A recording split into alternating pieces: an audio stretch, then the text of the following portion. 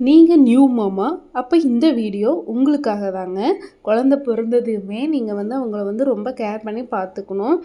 First வந்து பார்த்திங்கன்னா 7வது நாள் வந்து தொப்புள் கொடி வந்து விழுந்துடும். அதை வந்து எடுத்துக்கோங்க. 7வது நாள் வரைக்கும் அதை வந்து எதுவும் டிஸ்டர்ப் பண்ணிடாதீங்க. குளிக்க வைக்கும்போதும் வந்து 3 நிமிஷத்துக்கு மேலே குளிக்க வைக்காதீங்க. அது ரொம்ப ஊறி போய் செஃப்டிக்கான மாதிரி ஆயிரும். 2வது அது விழுந்ததுக்கு அப்புறமா அதில் வந்து அழுக்கு இருக்குது அப்படின்னு கையை வச்சு நோண்டுறது இந்த மாதிரியெல்லாம் எந்த வேலையுமே பண்ணாதீங்க. ஜஸ்ட்டு குளிக்கும்போது மட்டும் லூக் வார்ம் வாட்டரில் வந்து கழுவி மட்டும் எடுங்க.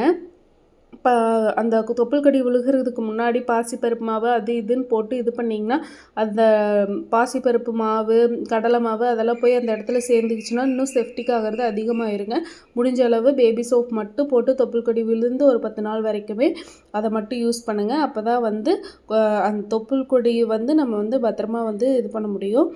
மேலும் வீடியோவுக்கு நம்ம சேனலை ஃபாலோ பண்ணுங்கள். தேங்க்யூ.